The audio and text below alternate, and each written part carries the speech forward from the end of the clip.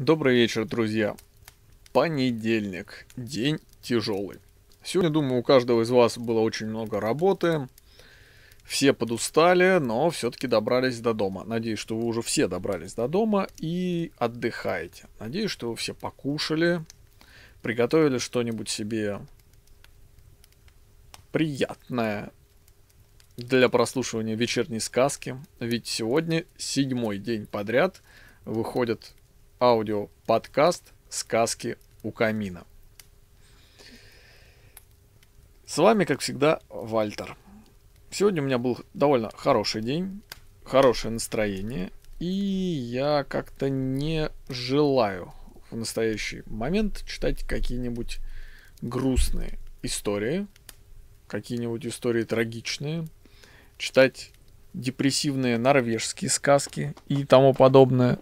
В общем, хочется чего-то радостного, позитивного, и, наверное, в нашей ситуации будет интересно обратиться к миру, с которого, собственно, и начался наш аудиоподкаст. Обратимся к миру Гарри Поттера. И сегодня прокатимся на волшебном поезде в мир магии и волшебства. Хогвартс-экспресс. Как нам известно из ранних исторических источников и гравюр по дереву, ученики Хогвартса добирались до школы, как им было удобно. Некоторые использовали метлы, настоящий подвиг, учитывая вес багажа и питомца. Некоторые пытались трансгрессировать, часто с катастрофическими последствиями, поскольку замок и его окрестности были защищены антитрансгрессионными чарами. Другие ездили на самых разнообразных магических существах. Есть предположение, что фистралы, живущие в запретном лесу и запряженные в школьные кареты, отправляющиеся со станции Хогсмит, это потомки тех существ, на которых ученики добирались в школу много лет назад. Несмотря на все происшествия, вызванные такими разнообразиями волшебных транспортных средств, а также регулярные свидетельства маглов, которые видели волшебников, летящих по воздуху на север, ответственность за прибытие детей в школу возлагалась на родителей вплоть до 1692 года, когда был принят Международный статут о секретности. С этого момента возникла острая необходимость найти более безопасный способ путешествия сотен детей-волшебников со всех концов Британии в их секретную школу на высокогорьях Шотландии. В связи с этим по всей Британии появились порталы. Проблемы с их использованием начались с самого начала. Каждый год около трети студентов не поспевали к нужному времени или не находили тот заколдованный, непривлекательный для маглов предмет, который доставил бы их в Хогвартс. Также, к сожалению, многие дети были и остаются подвержены портальной болезни, и в начале каждого учебного года больничное крыло было переполнено студентами, страдающими от приступов истерики и тошноты.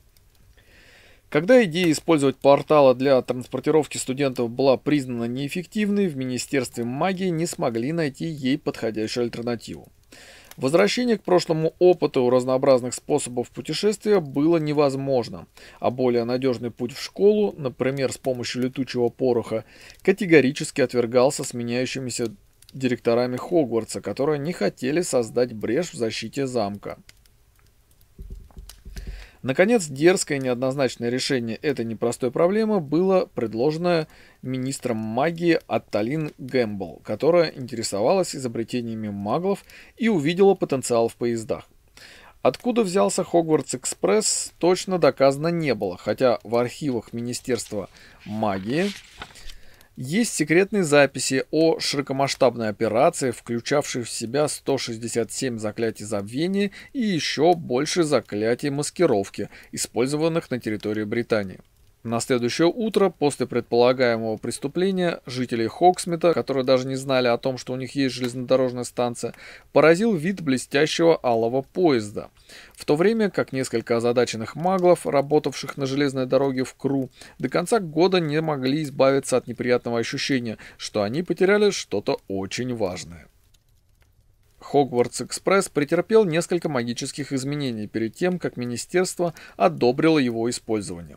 Многие чистокровные семьи волшебников были обескуражены идеей, что их дети будут пользоваться магловским транспортом, который, по их мнению, был ненадежен, негигиеничен и унизителен. Однако, после того, как министерство издало указ, согласно которому все студенты должны добираться до школы на поезде или навсегда забыть о ней, все возражения сразу же утихли.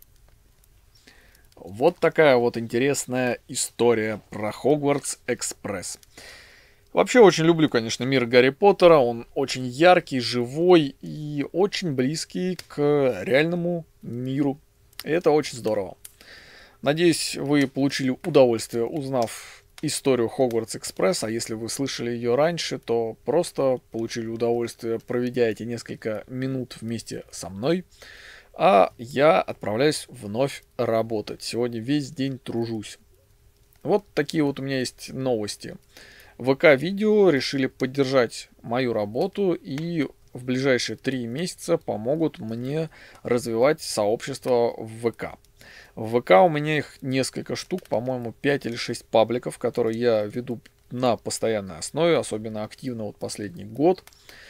И начиная с завтрашнего дня большие видео будут продвигаться в ВК для того, чтобы я мог увеличить свою аудиторию. Это здорово, посмотрим, может быть из этого выйдет что-то хорошее. Под этим постом, под этим видео оставлю ссылку на пост, первый пост, который будет продвигаться. Если вам не сложно, зайдите, поставьте лайк, напишите комментарий, подпишитесь на паблик, если не подписаны, и я буду продолжать работу и буду вам благодарен. Да, собственно, продвижение в ВК начнется с моего одного из самых больших пабликов, паблика клуба Фламанцы. Это будет продвигать и мою работу в части видео, и мой клуб, что исключительно здорово. Ну и, конечно же, будет продвигать все движение реконструкции 13 века.